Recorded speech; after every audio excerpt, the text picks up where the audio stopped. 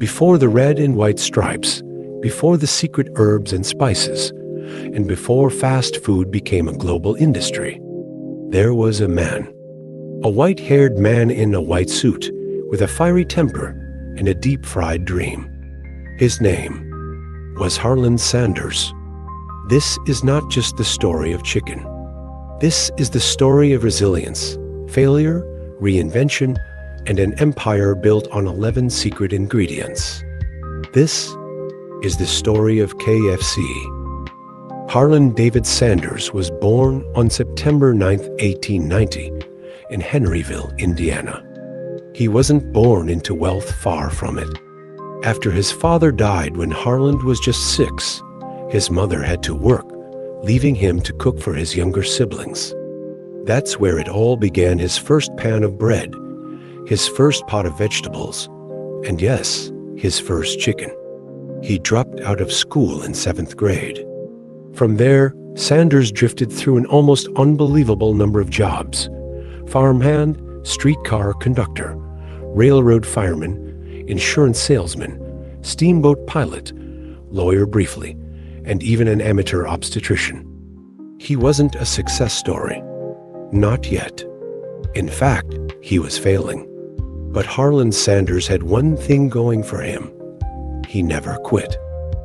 By 1930, Sanders found himself running a service station in Corbin, Kentucky. It was the middle of the Great Depression. People were broke, desperate. But even desperate people need to eat. So Harland started serving meals to travelers, first from his dining room table, then in a small restaurant next to the station. He didn't have a culinary degree, but he had what he called front porch hospitality and one hell of a fried chicken recipe. And it wasn't just chicken. He served country ham, biscuits, and green beans. But it was the chicken that caught on. People began to detour off the highway just to taste it. By 1936, the governor of Kentucky named him a Kentucky Colonel, an honorary title for his service to Southern cuisine. Harland embraced the title and eventually the look. At the heart of Sanders' legacy was his famous chicken recipe made with 11 herbs and spices. To this day, the exact formula remains a guarded secret, housed in a vault at KFC headquarters. But it wasn't just the seasoning, it was the method. Sanders experimented with pressure frying, which cooked the chicken faster than pan frying while keeping it moist and flavorful. He patented this method in 1966. By the late 1940s, his restaurant had become a regional hit. But disaster struck in 1956 when a new interstate bypassed his Corbin location, stealing the traffic that once brought in hungry customers. At 65, he was broke. He sold the restaurant, paid his debts, and began traveling the country with a pressure cooker and a suitcase full of spice blend, selling his chicken recipe to other restaurant owners. He was now a franchisor. In 1952, Sanders struck gold when he convinced a friend, Pete Harmon, a restaurateur in Salt Lake City, Utah, to sell his chicken. It was at Harmon's restaurant that the name Kentucky Fried Chicken was born. Sales tripled within a year. Sanders' chicken, with its consistent flavor and fast cooking process, was a game changer. Colonel Sanders, now in his 60s, hit the road. Dressed in his white suit and black string tie, he drove from diner to diner, persuading owners to add his chicken to their menus for a small royalty, of course. By 1963, there were over 600 KFC franchises across the United States. In 1964, Harland Sanders sold KFC for $2 million, about $20 million today, to a group of investors led by Jack Massey and John Y. Brown Jr.B., the future governor of Kentucky. Sanders remained the face of the brand, visiting franchises, appearing in commercials, and giving interviews, but he was no longer in control. As the company grew, so did tensions. Sanders was a perfectionist, and he hated seeing his food compromised. He famously called the new gravy recipe wallpaper paste and denounced corporate shortcuts. But the Colonel had become a global icon. KFC expanded internationally in the 1970s, first in Canada, then the UK, Mexico, and beyond.